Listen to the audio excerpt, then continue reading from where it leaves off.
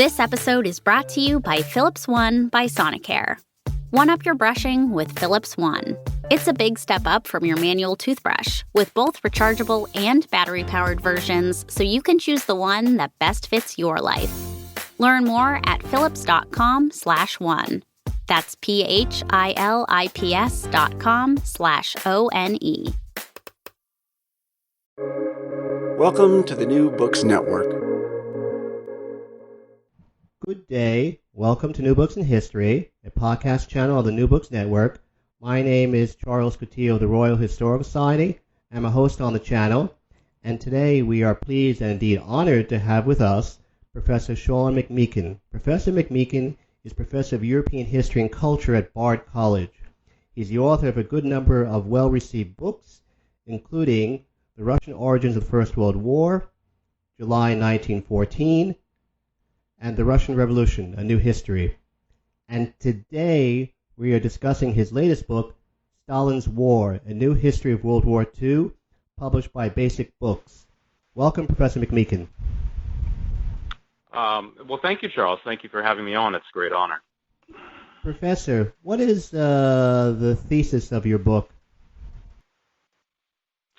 Well, I suppose I'm trying to reinterpret the war in a way. To some extent, this is an extension of some of the work that I've done on the First World War, in which I think the historiography has always been focused near exclusively, really, on the role of Germany in the case of the First World War, Imperial Germany, and the Nazi Germany in the Second. So essentially, I'm trying to say that that Stalin was at least as important a factor, and in fact, in some phases, certainly in the Asian War, a far more important factor, that is, than Hitler and Nazi Germany in determining the course of events.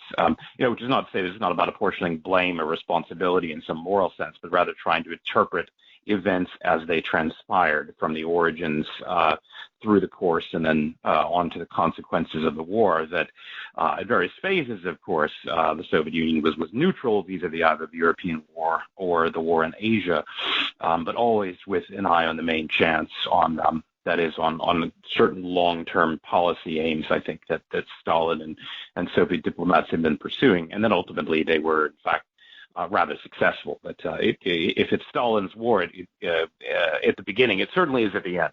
That is to say, with the outcome of the war, that Stalin is the key victor of the war, both in terms of territory conquered and booty absorbed, and in terms of the imposition of Soviet communism across a broader and broader spectrum of the map of Eurasia. Why do you claim that the Second World War can be described as, quote, the war that Stalin wanted, unquote?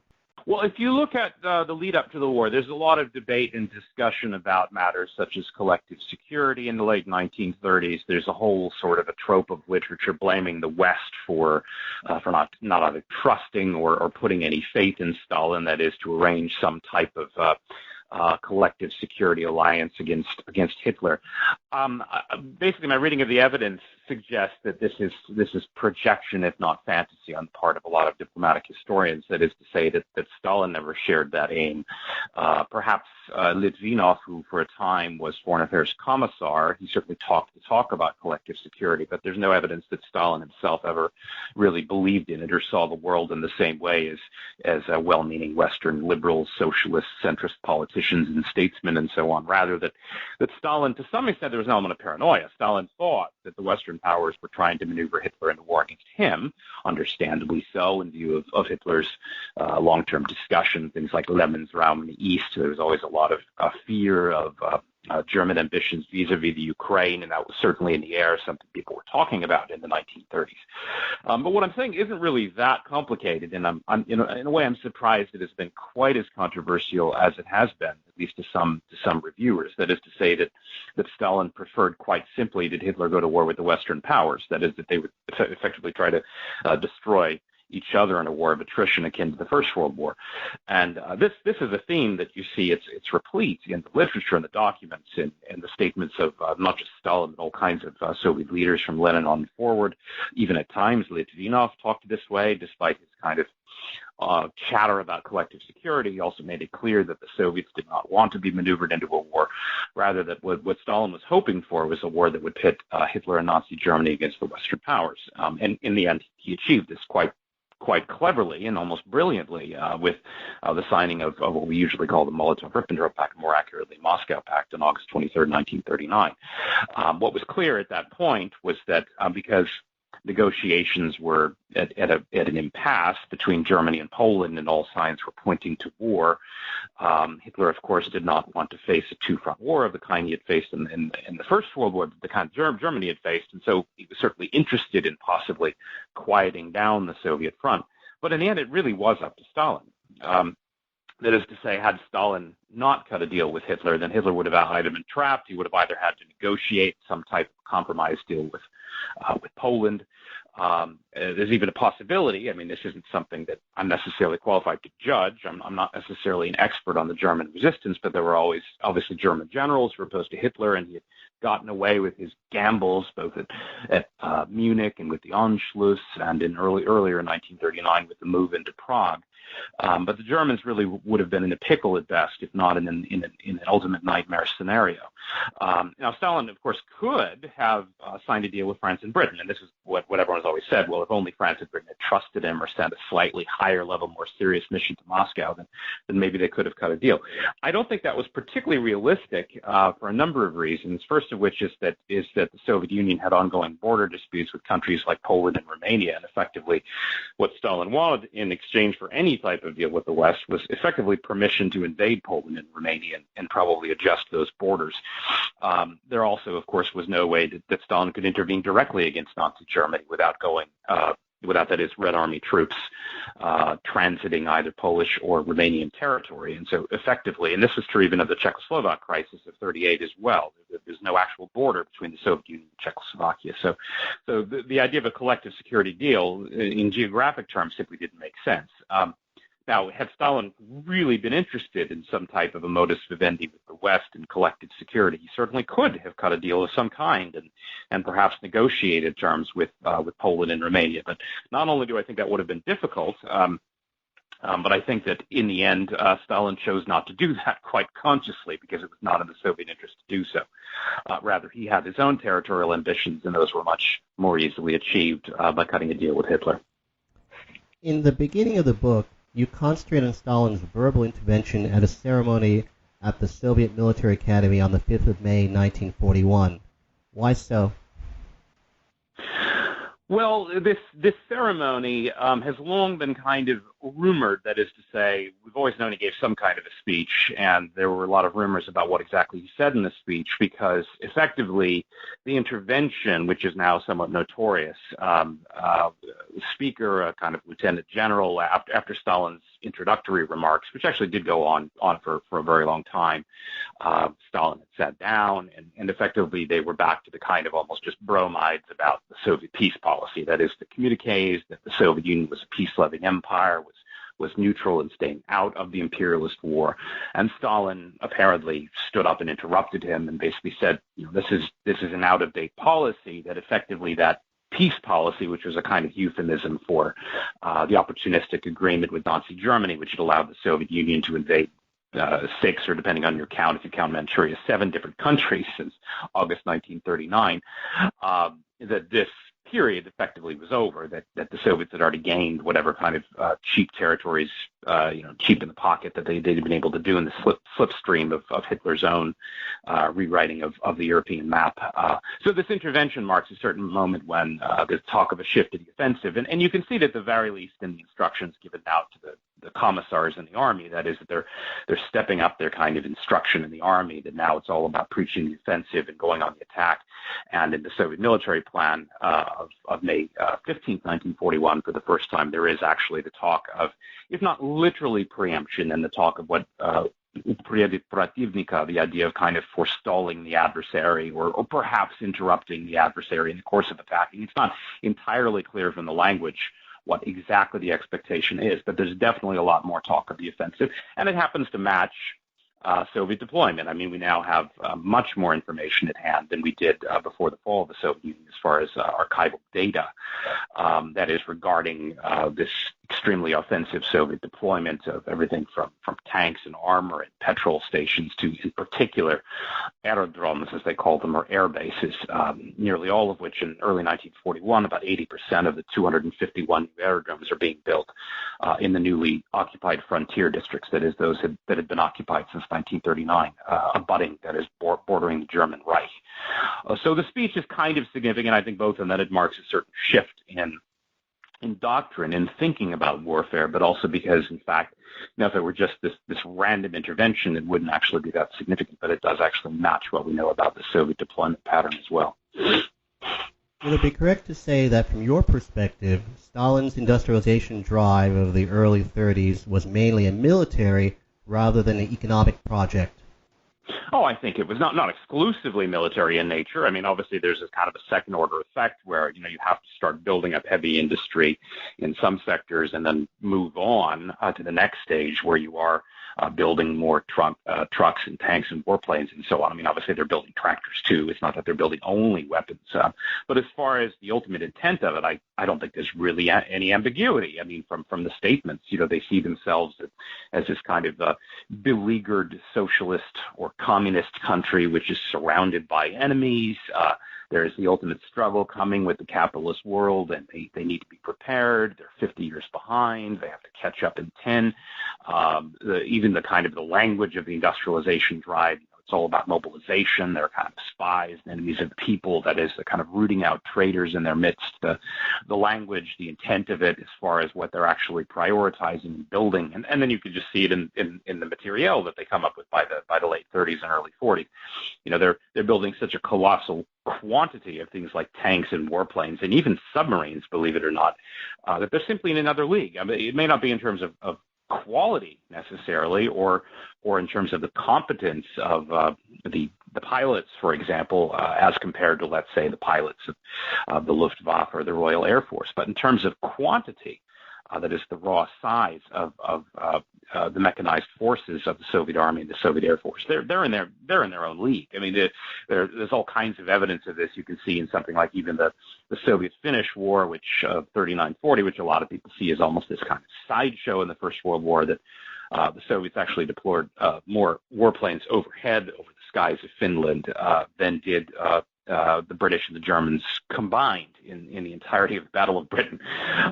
And this isn't even to count for things like tanks, where the Soviets are simply in their own league, where they're dwarfing the size of, let's say, the German tank park by a factor of, again, depending on the date and the campaign you're talking about, by somewhere between 5 and 8 to 1. They're simply in their own league, and I don't think it was an accident. Why did President Roosevelt negotiate the recognition of the Soviet Union so poorly in terms of protecting American interests? Well, that's a very good question. He certainly had good information at his disposal.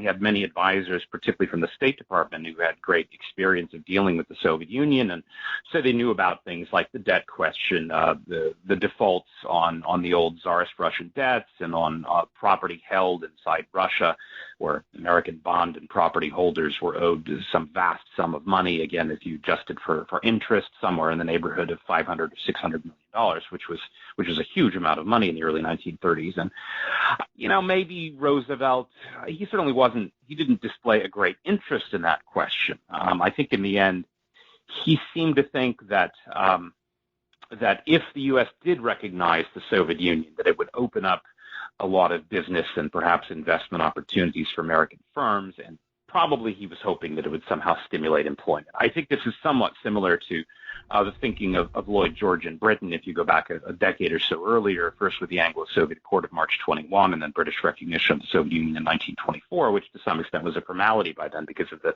de facto recognition in the Anglo-Soviet Accord. In both cases, you had an economy which was kind of recovering from a recession, or in the U.S. case was actually still deep in the Depression in the early 30s. And so there's this kind of idea that if you break the ice, as Roosevelt put it, you'll open up all kinds of opportunities for trade. I think what he didn't understand, aside from how much leverage he had on the question of the default, he also had leverage in the sense that it really wasn't a matter of the Soviets not wanting U.S. investment. There were plenty of U.S. firms already operating in the Soviet Union. In fact, many of them were deeply involved in helping to design some of the factories and metallurgical plants of the Soviet industrial drive. Just the Soviets didn't have money to pay for it. And I think that's what Roosevelt really didn't understand. I think in the end he was maybe a little bit naive, and he probably listened to advice from the wrong people. Is it not the case that you agree with George Kennan's contention that the State Department's East European division was in essence destroyed by virtue of Kremlin influence?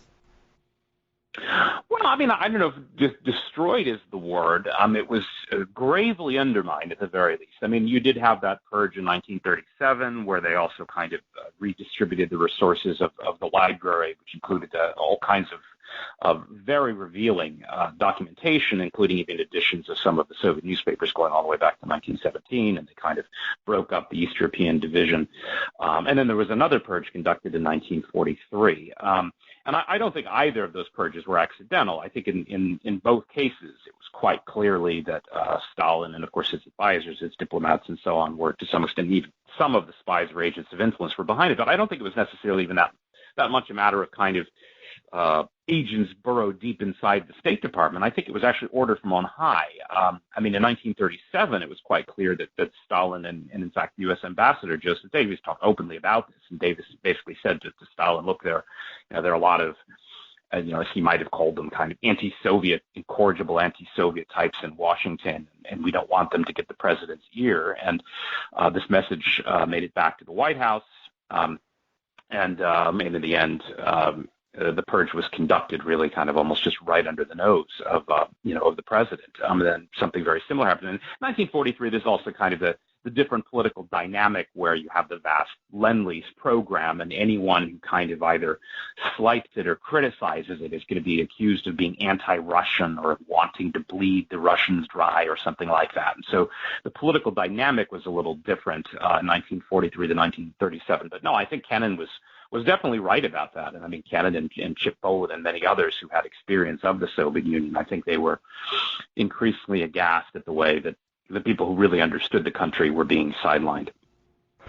Who took the first step in negotiations that led to the Non-Aggression Pact, Germany or the Soviet Union? Well, it's a very good question. I mean, there are definitely steps being taken by both sides.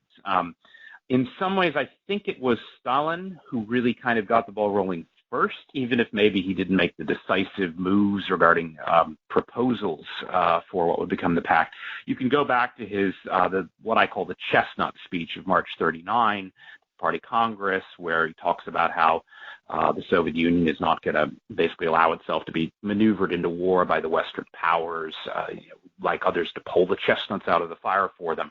The Germans later actually saw this speech, or at least retrospectively, they say this in Moscow in August 39, they saw this as kind of a gesture. But no, I think it was actually Stalin's purge of Litvinov and, frankly, the vast majority of the Jewish employees from the Soviet Commissariat of Foreign Affairs in early May 1939. I mean, this was so clearly a signal that Hitler immediately actually tells Goebbels to change the entire sort of makeup of German propaganda to stop attacking the Soviet Union and await further developments. It's clearly a signal that Stalin is interested in negotiations at the very least. It wasn't clear yet what kind of a deal would be reached. After that, it goes back and forth a little bit with trade proposals. The Soviets kind of play hard to get a little bit, make sure that they can ratchet up their own demands and terms. But I do think the initial move was made by the Soviets. And they ended up with, basically because they had superior leverage, because Hitler's military timetable was quite strict. If he did want to invade Poland that summer, in the end, the Soviets, I think, got a much better deal out of it. But I do think it was Stalin who actually made the first move. Why, in fact, do you think that Stalin negotiated a better deal for the Soviet Union than Hitler did for Germany? Well, I think, again, he had the superior leverage. The Germans needed a deal more pressingly than Stalin did. Stalin had no immediate plans for any type of military offensive, at least not in Europe. I mean, his armies were engaged against Japan in August and September 1939, but he had no immediate kind of pressing timetable in Europe, and so that gave him superior leverage. Now, as far as the deal that was negotiated, it certainly did help the Germans in the sense that, aside from making sure they didn't have to worry about the eastern flank of Poland, that is, the Soviets coming in from the other side in a hostile sense. They also had a way of circumventing the British blockade, which had ultimately helped to doom Germany in the First World War, basically by granting access to Soviet resources, things such as oil, manganese, cotton, and even some rubber coming in through transshipments from Asia, the kind of things that the Germans really wouldn't be able to import because of the British blockade. So all that certainly helped the Germans. It's not that they got nothing out of the deal, but if you look at the kind of the territory swapping, the Soviets, they got 2 of the 3 Baltic states, and then they got all 3 of them because the Germans overstepped the demarcation lines because the Soviets did it and delayed so long before invading themselves, so they had to swap central Poland for Lithuania. But Stalin also had a free hand effectively in Finland and in Romania. And effectively, the Germans were really kind of doing the bulk of the hard work, that is, in destroying Poland's armies. The Soviets were given, in fact, a larger share of Polish territory than the Germans, even though the Germans were expected to do the lion's share of damage against the Polish armies. And meanwhile, Stalin, and here's the thing the Germans maybe didn't initially understand, Stalin could pose as a neutral. So here's the biggest difference of all, of course, is that Britain and France declare war on Germany, but not on the Soviet Union, even though they both invaded Poland. Now, Stalin maybe wasn't quite sure that would happen, but Molotov in particular massaged that brilliantly by camouflaging the Soviet military posture, by delaying before the Soviets invaded. Even when they invaded, they pretended they weren't invading. They said it was a protection mission. They said, we're just going to wait until Poland basically gives up the ghost, and then we're just going to come in and protect our beleaguered Belarusian and Ukrainian brothers, as he put it.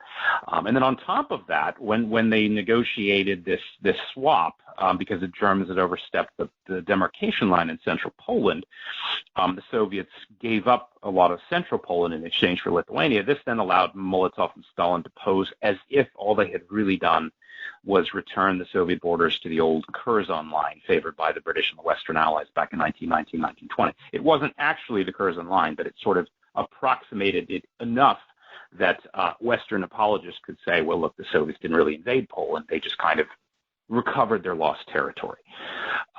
So in all of those ways, Stalin got a much better deal out of it than Hitler did. And meanwhile, of course, the biggest part was that Hitler was at war with the Western powers. Now, admittedly, they didn't do very much, and they did almost nothing for the first 6 or 7 months of the war, but Stalin was neutral, and he could sit back and watch as he hoped Hitler and the Western powers would destroy each other. How close were the Allies in March of 1940 to intervening in the Russo-Finnish War, and why did it not come off? Well, I do think they were fairly close. Stalin certainly thought they were. This is a subject which, of course, has come up in a lot of the kind of the discussion of the book, and fully proposed that I've concocted some sort of a counterfactual about this. I don't actually think it's a counterfactual. I do think that the Allies were planning to intervene. At the very least, the staffs had been ordered to make plans for intervention. The British ordered, for example, 4 squadrons of Blenheim bombers to Iraq. They carried out the surveillance overflights of Baku and Batumi, which would seem to be unrelated to Finland, except that the best way of really damaging the Soviet and also the German war effort would have been to knock out the oil installations of Baku. And it's quite clear from the Allied planning documents, the extensive chatter about the subject, how serious they were about this, and also from the way Stalin, of course, reacted. He had informants, high-level informants in the French Middle Eastern Command, it was under General Weygand. He had high-level informants in London as well, inside the British government, and so he knew all about these plans. In fact, he even instigated queries at the U.S. Embassy in Moscow about the likely damage from a bombing campaign against the oil fields and oil derricks of Baku, and was given actually a very pessimistic estimate because the derricks were so kind of closely placed apart. The way they were spread apart, it actually would not require the bombers to be particularly accurate. And I do think that in the end, Stalin forestalled this intervention precisely because he was so terrified of it happening, because it did seem to be right on the cusp. There were also, as far as amphibious forces, now it's true the British favored a Norwegian campaign, and this is when Churchill was in charge of the Admiralty and he was in charge of planning, and they called that one Catherine. The other version where they might have either gone to Finland and then also carried out the bombing campaign. the bombing campaign part was called Operation Pike. Now, Churchill had definitely favored the Norwegian operation over landing in Finland. The French favored the Finnish operation, but they didn't actually have the naval carrying capacity and the transports, and they were to some extent at British mercy. But there, the objective would have been to land troops at Petsamo in the far north, which is where a lot of the nickel supplies were. There was this dual angle here where the nickel of Petsamo and also the iron ore coming from the Gallivere mines, they were also, of course, extremely important for the German Wehrmacht, for the production of panzers in particular. And so the Allies thought they could strike a kind of dual blow against both Hitler and Stalin here. And there was at least talk, at least in the French planning documents, of an echelon, and the first echelon was to land in Finland on March 12th. Now, it may simply be a coincidence that that's the date, March 12th, 1940, that Stalin signed his armistice, leading to a kind of a peremptory and rather quickie peace treaty with Finland. I don't think it was entirely a coincidence. And 1 week before that, March 5th, is also the date that Beria ordered, of course, on Stalin's behalf, the rounding up of the vast number of Polish officers, merchants, elites, and so on for mass execution that we usually call the Katyn Forest Massacre. And again, might seem unconnected, but in fact, there were many Poles in Britain training in the RAF, also training for a possible expeditionary deployment in Scandinavia, and there was even some talk of Polish troops being airlifted into the Caucasus. Now, was Stalin excessively paranoid? In the sense that the Allies during this phony war period were always slightly indecisive in general, and in particular Chamberlain was kind of hesitant to give the final go-ahead. Sure, maybe Stalin was excessively paranoid, and maybe the Allies weren't quite as close as Stalin thought to declaring war on him. But to me, the really interesting question, although there is potentially a counterfactual about what might have happened if the Allies intervened, the really interesting part of this story to me is its impact on Stalin's decision-making. Stalin made a peace treaty with Finland. I think that was an absolutely brilliant move. It was unexpected.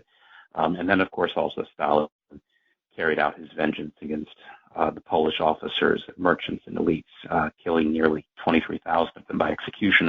There were also deportations alongside that of tens of thousands more Polish nationals, including many Polish Jews. So it's a kind of a tragic, in some ways a missed opportunity, but also a story which had tragic consequences for many of the unfortunate war prisoners that Stalin had taken in from his own long neglected and forgotten invasion of Poland in 1939. What was the Soviet reaction to the German military victories in the spring of 1940? Well, it's interesting. Depends on which ones you're talking about. If you're talking about the German victories in Denmark and Norway, it was bordering on gloom, because up until that point, in fact, the Soviets had been worried about the Anglo-French military intervention we were just talking about, whether in terms of some sort of amphibious landing in Scandinavia, even possibly in Norway, but which might give them bases within striking range of Murmansk and perhaps Petsamo, then still under Soviet control in the far north.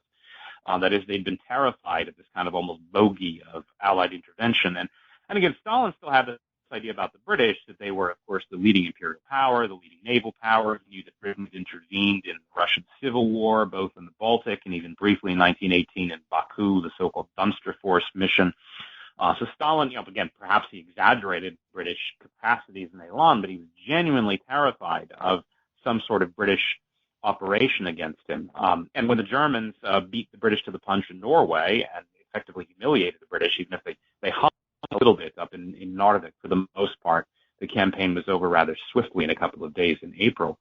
The Soviets were immensely relieved. In fact, they had been a little bit annoyed with the Germans during the Finnish War. They knew that a lot of German public opinion sympathized with and supported the Finns. There were some rumors even of the Germans kind of quietly supporting Finland, at least politically behind the scenes. And the Germans had even offered to mediate, and Stalin was really annoyed by that. So the Soviets had even begun to kind of slow walk some of the processing of German nationals who were supposed to be allowed, that is, from Soviet custody, from basically the carve-up of Poland in 1939. They were slow walking the processing. They were slow walking deliveries of oil and other resources. So regarding the German victories in Denmark and Norway, again, it's almost gleeful. The Soviets suddenly, it's like a switch is flipped, and they suddenly agree to every German demand, and they start shipping them whatever they need, which is actually significant because the oil shipments ramp up in May and June 1940 as the Germans invade Low Countries. An invasion supplied to the tune of perhaps as much as 30 or 40% as far as the petrol actually from Soviet imports, which were being ramped up to a very level. Now, initially, when Molotov and Stalin learn about the invasion of France of the Low Countries, they're nearly as gleeful because, to some extent, this is kind of this long-delayed event that they had hoped that they had been precipitating the previous fall. They had hoped that Hitler and the Western powers would go to war. So far, they hadn't really done much fighting, and the Soviets had really done, in fact, even more fighting in a way in Finland. They are, however, slightly taken aback and in the end a little bit alarmed at how quickly the Germans seemed to be winning, because that was not really what Stalin had hoped for. They do, however, on the surface and diplomatically, they support it. They tell the French Communist Party to basically invite in the Germans and not to resist, and this is the official message of the French Communist Party. A lot of French communists, those with kind of sense of patriotism, tear up their party cards in disgust, but officially the Soviets are quite supportive of the German invasion of France and the Low Countries. But because it does happen more quickly than that is the German victories than Stalin and Molotov, of course, hoped for or wanted, they do have to speed up their own timetable for some of the moves they've been planning to make anyway, such as the full-on occupation of the Baltic states, which they carry out basically against the kind of the smoke screen of the fall of Paris in 1940. And then they also make their move into Romania. They feel like they have to do those things quickly because they're afraid, of course, that Hitler is going to be able to turn his forces around back to the east. Temporarily, however, East Prussia is largely undefended in summer of 1940. There's even a little bit of chatter that Hitler, and this is something that Churchill, of course, is hoping for, that Hitler and Stalin would break with one another, and that maybe the Soviets will turn on their ally while the Germans were vulnerable. No, instead, Stalin was reasonably true to his alliance. He just made some opportunistic moves while the Germans were busy in the West. But he would have preferred that they'd stayed busy in the West for much longer, and of course lost a lot more armor and manpower than they did. Hi, I'm Emilio. I'm a program manager at Google. Right now, lots of people are looking for ways to learn new job skills. That's why we created Google Career Certificates, an online training program for fast-growing fields like IT support, project management, data analytics, user experience design, and more. You don't need any prior experience, and you can be job ready in about 6 months. So put your skills to work. Go to grow.google/certificates. Support for this podcast comes from Invent Together. According to studies, less than 13% of all inventors who hold a U.S. patent are women. Black and Hispanic college graduates patent at half the rate of their white counterparts. But we can fix that by increasing participation in innovation and patenting by underrepresented groups. It would quadruple the number of American inventors and increase annual GDP by almost $1 trillion.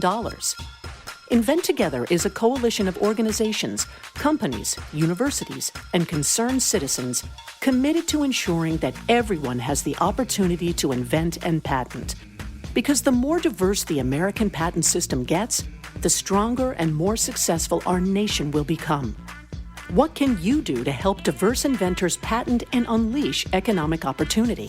Find out at inventtogether.org. Learn more and take action today. What caused Molotov's visit to Berlin in November 1940, and why did it not succeed in resolving the tensions between Berlin and Moscow? Well, the tensions really were growing by the fall of 1940. Some of it was just this sense of almost annoyance, I think, that Hitler and Ribbentrop were increasingly feeling, but particularly Hitler, that the Germans were actually carrying out these decisive and significant military campaigns against relatively formidable opponents, and the Soviets were almost using this, a little bit like a jumped-up Mussolini. Stalin was making these opportunistic moves on the map in places like Finland, the Baltic states, and Romania. But Romania was much more serious. I think the showdown really had to do with the Balkans. That is, the Soviet move there, and they went beyond what had been promised to them in the Molotov-Ribbentrop or Moscow Pact of August 1939, which had spoken a little bit vaguely, but it had certainly alluded to the province then known as Bessarabia, kind of down much of what is now Moldova, abutting the kind of the Black Sea coast, going down towards the Danube Delta.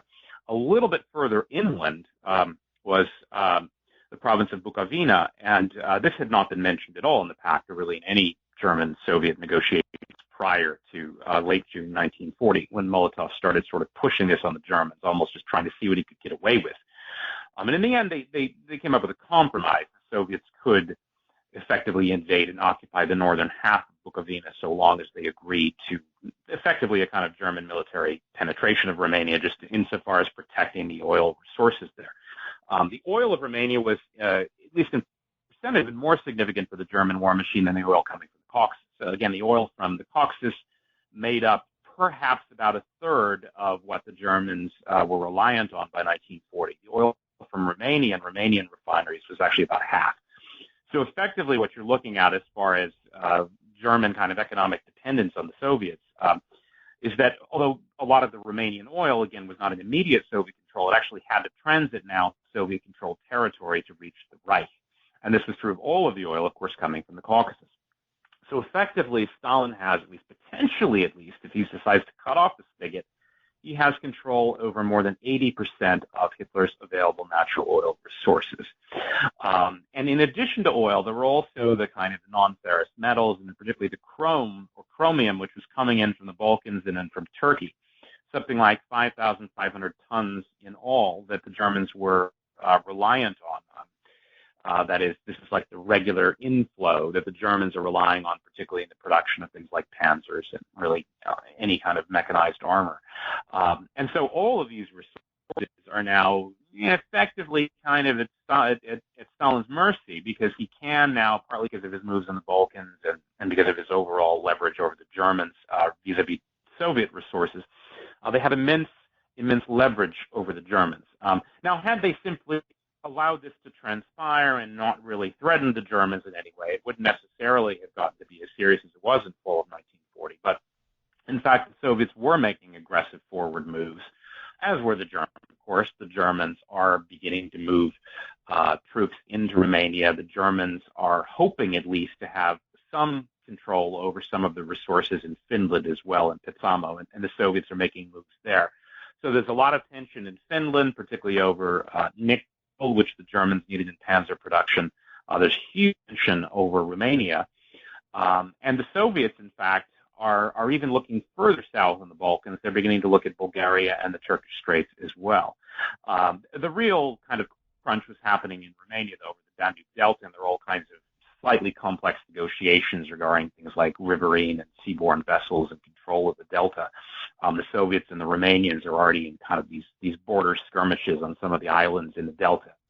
It's getting to be quite serious. And so the Germans and Soviets, again, they're no longer quite seeing eye to eye. The other thing, of course, is they now have this direct frontier, which they had not had in 1939, which is more than 1,000 miles long, bristling with sentries and spies. So there's a lot of just direct tension in that sense. Now, Hitler was also, curiously enough, despite the thumping German military victories in the West, he was still in a deeply vulnerable position, not just because of the British blockade. The U.S. was to some extent now helping Britain indirectly, although still neutral in the war.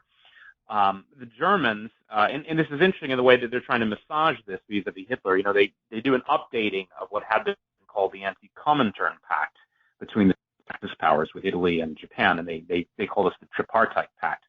That is to say, it's no longer directed against communism, rather it's directed against Britain and the United States, the Anglo-Saxon powers, as they call them.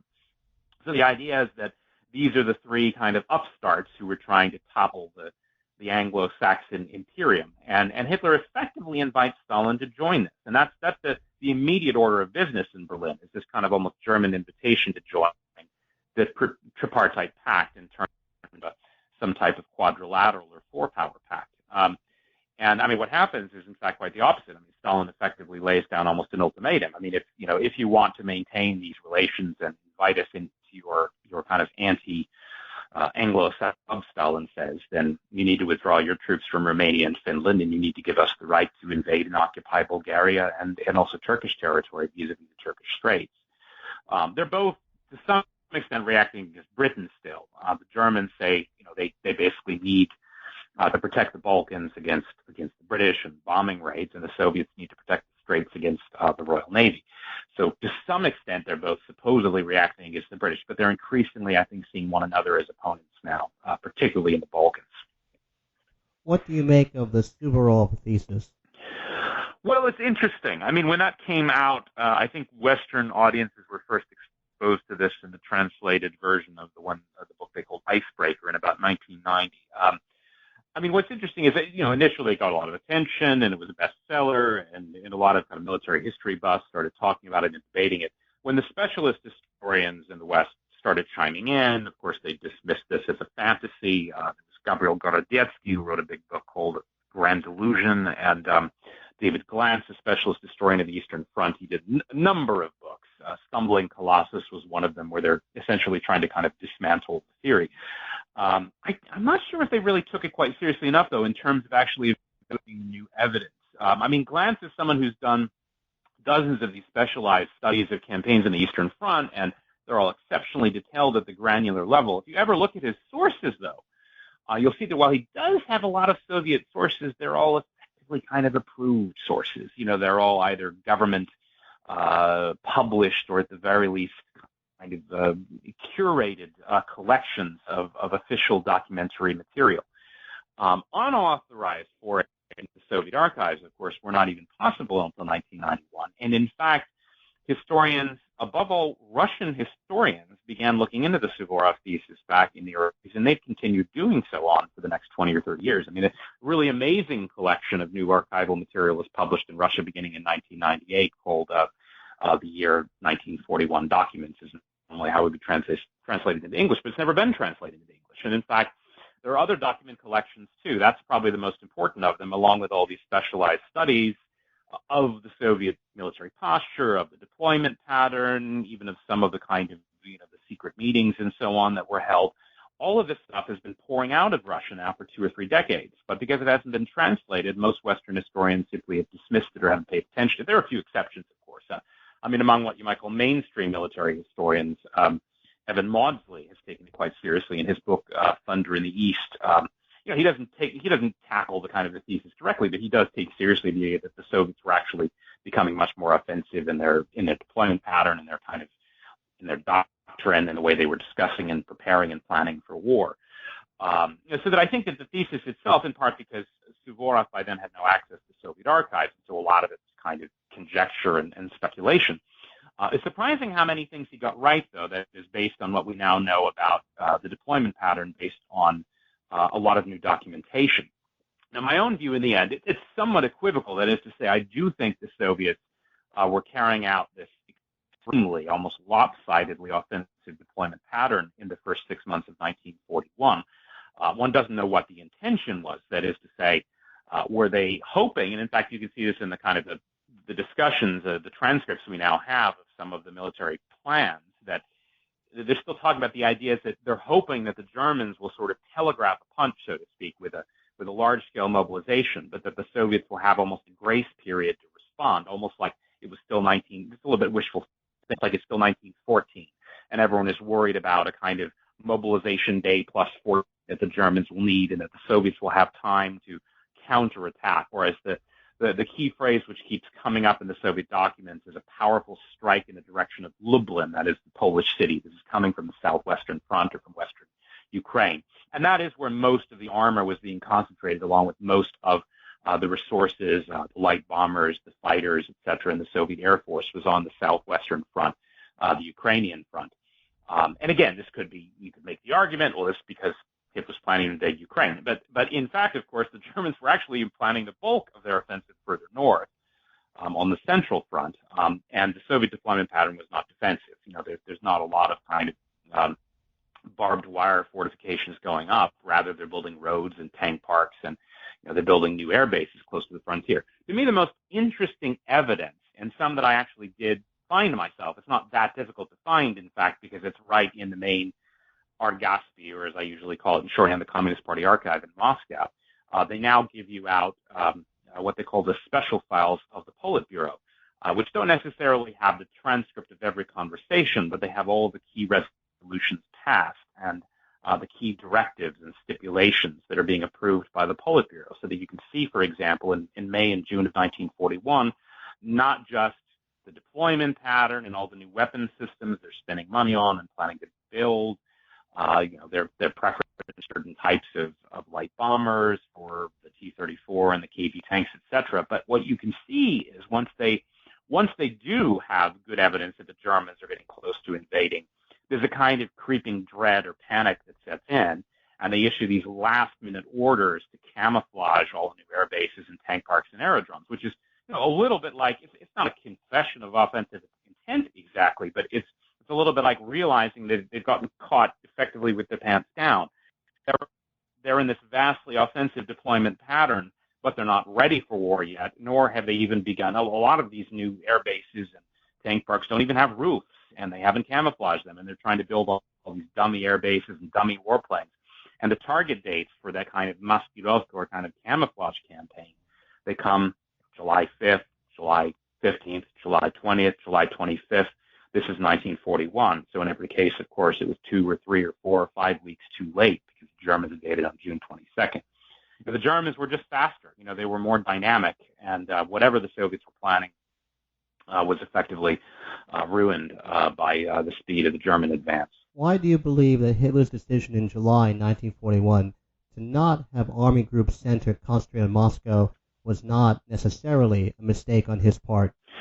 Well, there's certainly an argument to be made for momentum in carrying the offensive forward, even though their flanks would have been exposed. And just in kind of your raw kind of military analysis terms, in terms of both at the tactical and the strategic level, there's an argument to be made there, and I don't think the argument is entirely hollow.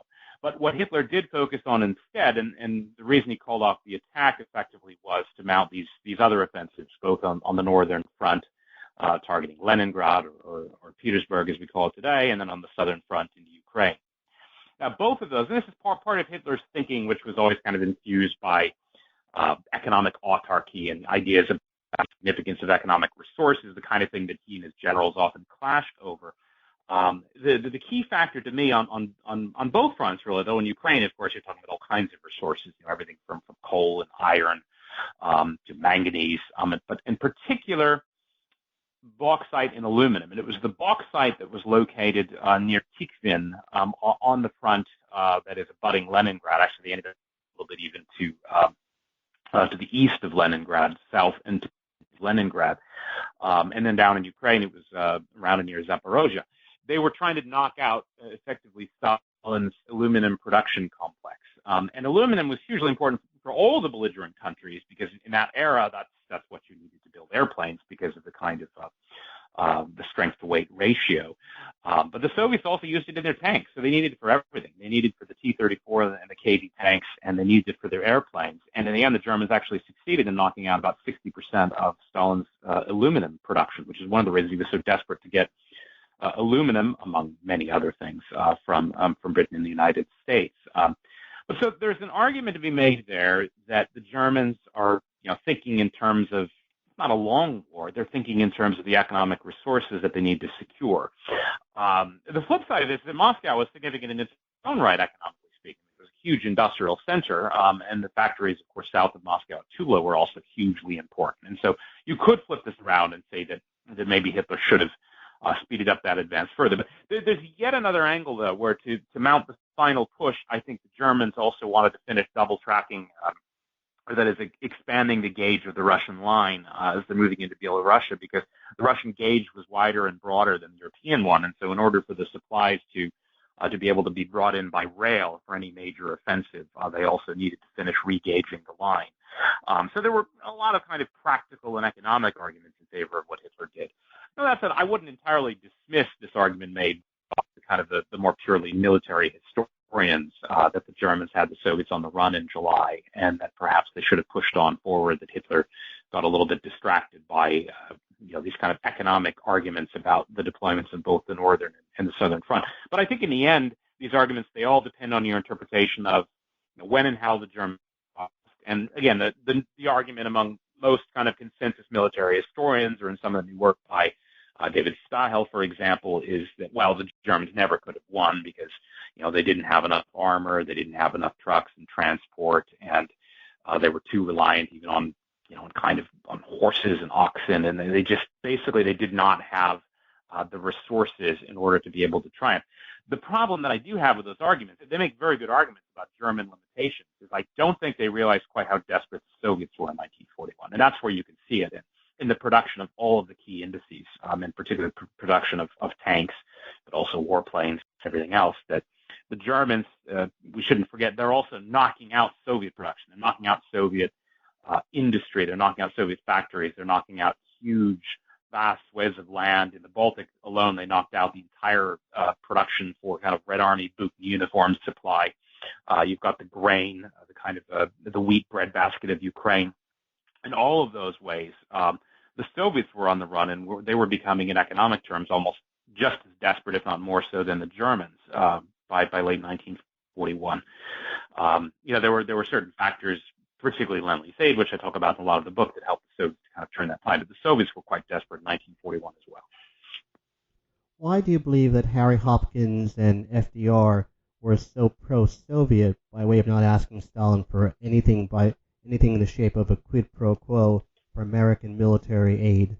Well, it's still a little bit of a mystery. I mean, in Roosevelt's case, I think there's almost a kind of a psychological sense, almost a kind of noblesse oblige, that he had a certain almost aristocratic worldview, I think, where, I mean, perversely, of course, he also has this anti-British streak where he's an anti-imperialist. But on the other hand, I think he views the Soviets as this kind of needy, underprivileged power, and that the United States effectively was granting these things to them, both out of necessity and out of generosity, and that doing the thing itself was a kind of selfless gesture that appealed, I think, to his sense of noblesse oblige. In terms of Hopkins, who is far more emphatic and the one who really does have his hand in the policy, I mean, it's really Hopkins' show running the Lend-Lease administration. There's an argument that percolates around and comes up periodically about Hopkins. I think it came up even in one of Christopher Andrews' books, and there's a certain literature here in the United States about the Venona decrypts and whether it might have been possible that Hopkins might have been some type of certainly not a party member. We know he wasn't. Maybe he was an agent of influence of sorts. I, in the end, think that's kind of a little bit of a semantic argument. That is to say, I don't know exactly why Hopkins did what he did. I don't think he was a Communist Party member. I think that's pretty clear. I don't think he took orders from or regularly met with agents of the Soviet government, aside from those that, of course, once Lend-Lease was running, he met with them regularly, just as a matter of course.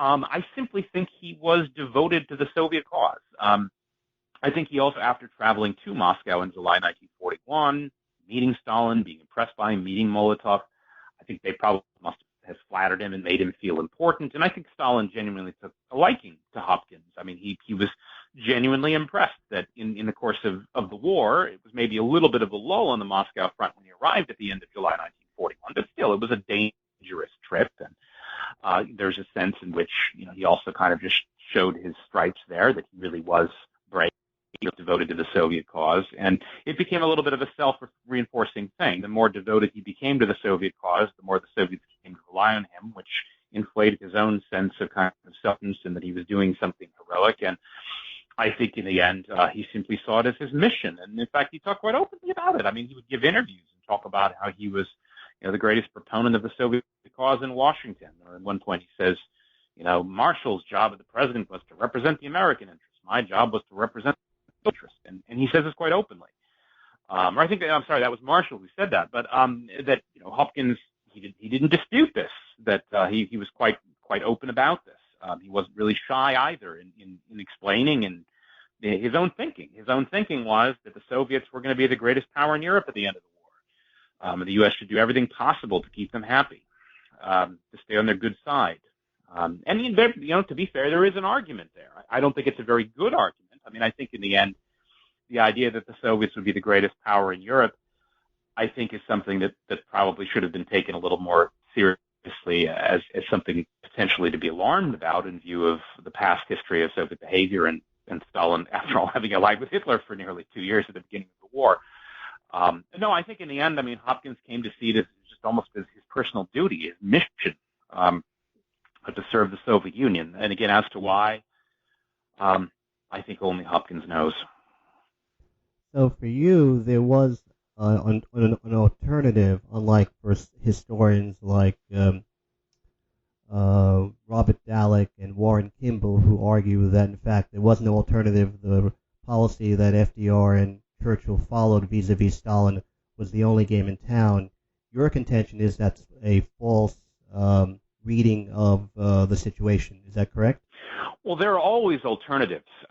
Certainly one has to deal with the constraints of the time. I think given Roosevelt's devotion to the Allied cause, that is, given the fact that he was intending at some point to try to bring the United States into war against Nazi Germany, even though the U.S. was still neutral in June and July of 1941. Given that, it certainly would have been difficult for Roosevelt not to take the Soviet side in the war, at least rhetorically. As far as Lend-Lease aid, again, there the argument is it was both to keep the Soviets in the war, to save, at least in this run, British lives, later American lives, once the U.S. was in the war.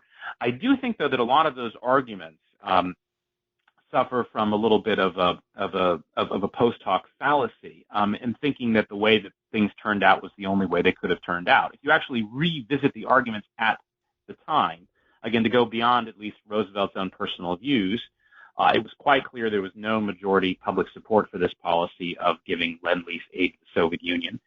Gallup poll in July 1941 made that clear. At least 54% were clearly opposed. The Roosevelt administration, they actually canvassed public opinion themselves, Hopkins did. And they discovered that there was majority support in only 11 out of 48 states, not even in New York State, Roosevelt's home state, for this policy. A number of voices were raised, of course, both in public and in Congress. I'll give you just one figure because it was very mainstream in the Democratic Party. Harry Truman, of course, said that on the floor of the Senate, that the U.S. should see how the war goes, and if it looks like Germany's winning, we should aid the Soviets, and if it looks like the Soviets are winning, then we should aid the Germans. Now, maybe that was callous, and maybe that type of policy never would have appealed to the public or would have had to have been hushed up or kept quiet. But in fact, the fact that the Lend-Lease policy was controversial was implicitly admitted because the Roosevelt administration did keep it secret. They kept it secret until November 1941. That is, for 5 months, they kept secret the fact that they were aiding the Red Armies.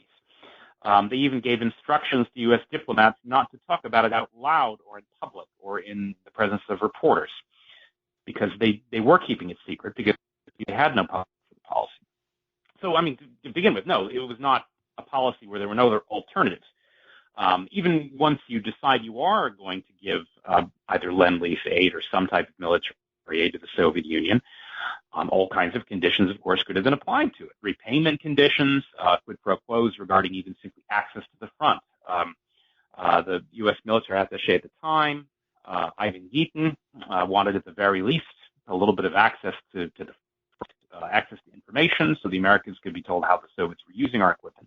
None of that was granted, and that's part of the reason why, to this day, a lot of people continue to deny the importance of Lend-Lease aid in the Soviet war effort. A large part of the reason is because the Soviets didn't admit it at the time, and they kept all the information secret, and they didn't let anyone actually go inspect how the stuff was being used. For a while, in the kind of the thaw after the fall of the Soviet Union, Russian historians, very brave Russian historians, did begin investigating this, and they did a lot of research on it. And there was even, for a time, a Lend-Lease museum commemorating the effort. That's now been closed down again. The archives are being closed down again, and Lend-Lease is once again a deeply unpopular subject in Russia because they don't want to hear about it. They didn't want to hear about it during the war either. I mean, the U.S. ambassador complained that this is Stanley, in early 1943, that the Soviets weren't even thanking the United States for the aid. Now, as far as the amounts given, there you have all kinds of choices about the type of aid which either could or needed to be sent to the Soviets. You could even make the argument that, look, in 1941, 42, up to about Stalingrad, that a certain level of aid was both warranted, justified, on kind of both strategic and even to some extent moral terms, that the U.S. needed to keep the Soviets in the war. After Stalingrad, and particularly after the Kursk or Citadel, that is the Soviet kind of victory, almost by exhaustion against the Germans in July 1943, once the Germans are no longer on the Eastern Front, the Soviets are in no danger of collapse. There's no compelling strategic argument to give such a gargantuan level of Lend-Lease aid to the Soviet Union. Again, not just in terms of finished products, the trucks, the Studebakers, and the Jeeps, and the motorcycles, and the tanks, and the warplanes, but all the foodstuffs, Also, of course, all the industrial inputs, the aluminum, all the metals, the processed steel products, armor plate, chrome, stainless steel, ball bearings, all kinds of infinite products, including even enriched uranium, which are being sent to the Soviets effectively free of charge. Rather than scale this down, curtail it in any sense, rather it gets ramped up to even more gargantuan levels from 1943 to 1945 when the Soviets are advancing on Berlin. There was no logic behind that. There was no reason that policy needed to be carried out, at least to the extent that it was. And that's where I think the policy really did kind of jump the shark, as we might say in kind of pop cultural terms. It took on this kind of life of its own that no longer had any conceivable connection to a compelling U.S. interest of any kind. So there were always alternatives. When people say, oh, we had to give Lend-Lease aid, well, fine. Let's say we had to give some degree of Lend-Lease aid to the Soviets after Hitler invaded. But you could still determine what was going to be given. And they made those decisions and discussions vis-a-vis other countries. For example, China was virtually cut off in 1943 and 1944. Why were the Chinese shipments cut down to about 0.4 of 1% of Lend-Lease aid, whereas the Soviets were being ramped up again into the stratosphere? What sort of moral argument is being made there? What strategic argument is being made there? Again, if there is one, it's a little mysterious to me. Do you believe that the Morgenthau Plan for post-hostilities Germany was Soviet-inspired? Yes and no. I mean, clearly there was some Soviet influence. We know simply because there were a lot of Soviet agents in the Treasury Department led by Dexter White, and it's no longer really even denied by most mainstream consensus historians that, in fact, he was answering regularly to Soviet handlers. I mean, we know this now. So there were Soviet agents in the Treasury. There were at least 6 or 7 of them that had some kind of indirect influence over this document. But that said, Morgenthau himself, I think, clearly felt this way. It was quite clear that, he felt that the Germans bore this deep stain, this moral responsibility because of Holocaust, the ongoing mass murder of the European Jewry. As a Jew himself, he obviously felt that very cleanly. He wanted very keenly. He wanted to hold the Germans responsible. So I think he was sincere in that sense. I don't think this was about skullduggery necessarily as far as Morgenthau's own role. But that said, the broader question of formulating U.S. policy vis-a-vis the occupied countries, there clearly was some Soviet influence involved. If you backtrack a little bit to unconditional surrender, there again, I think it's far more Roosevelt himself than it is Soviet influence as such, but rather there's a kind of an indirect sense in which the reason Roosevelt formulated that doctrine when he did, and then this actually plays out later both at Tehran and in the Morgenthau Plan, was because he was desperate to convince Stalin that the U.S. was just as committed to kind of defeating and dismembering Nazi Germany as the Soviets were, at a time when admittedly the Red Army was doing the vast bulk of the damage and the work against the Wehrmacht, and Roosevelt had this certain complex about it. It's true, the Soviets weren't doing anything to help the U.S. against Japan, and Roosevelt did find that frustrating. Stalin would always just return the subject of the conversation to Germany and why were the Allies not opening a second front, why were they not fighting Germany? And it was because the Western Allies weren't yet to invade continental Europe, at least vis-a-vis France, although they did invade, of course, Italy in 1943, that he formulated unconditional surrender in January 1943. The Morgenthau Plan, to some extent, was a natural outgrowth of that unconditional surrender doctrine. It was just kind of ratcheting up another level, that the U.S. would not only insist on unconditional surrender from Germany, but that the U.S. would also deindustrialize Germany and turn Germany into effectively a kind of a pre-19th century, or maybe even a several millennia agrarian state, kind of a pastoral state. There was all kinds of different flavors of the language, but the idea was to utterly deindustrialize Germany and force her back to an earlier phase of development. Now, I think this doctrine, like unconditional surrender, was ultimately, while I understand where they were coming from, I think it was counterproductive in the sense it helped to prolong the war, to stiffen German fighting morale, to rule out any types of compromises from some of those German resistance figures involved in the assassination plots against Hitler. And there are all kinds of plots during the war, and maybe some of them are more or less serious than others, but in the end, I think they were nearly all ruled out by the U.S. insistence on unconditional surrender and then on the Morgenthau Plan. So there was some Soviet influence at hand there, and it was clearly a doctrine that the Soviets wanted the U.S. To get behind, in part because it also kind of aided their own propaganda. They even got to pose themselves for a little while in fall 1944 as the less punitive power, despite Stalin's own plans not just to dismember Germany, but literally to deindustrialize East Germany in the sense of taking all the factory equipment and shipping it back to the Soviet Union. So it was effective propaganda from the Soviet perspective. But that's not to say the Soviets controlled the entire policy. I think a lot of it did come from Morgenthau and, frankly, from Roosevelt himself. I mean, Roosevelt signed off on it, after all, even a couple of clauses regarding that Germany wouldn't even be allowed like a winged glider after the war. So you would destroy the Air Force and you wouldn't allow them to have airplanes. That was actually Roosevelt's own contribution. So it wasn't just Soviet influence. I think both Morgenthau and Roosevelt themselves chimed in personally to give the Morgenthau Plan its particularly vindictive tone and flavor. Overall, how do you believe that FDR and Churchill come out of your narrative?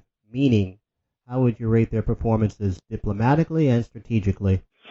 Well, it's interesting. Churchill, to me, is in many ways the tragic figure of the war, and this is something that I discussed in an admittedly somewhat provocative piece in the Spectator several months ago, looking at the ways in which, despite his reputation for being this arch imperialist, again with all the kind of these days he gets accused of all manner of sins, in fact made a rather deliberate choice in 1941 to sacrifice imperial interests in order to save the Soviet Union, most famously with the dispatch of those 200 Hawker Hurricane fighters, the pursuit planes, the workhorse of the RAF that had been pledged to defend Singapore, basically just giving them to Stalin free of charge. And later that year, a lot of other warplanes and tanks that helped out in the Battle of Moscow.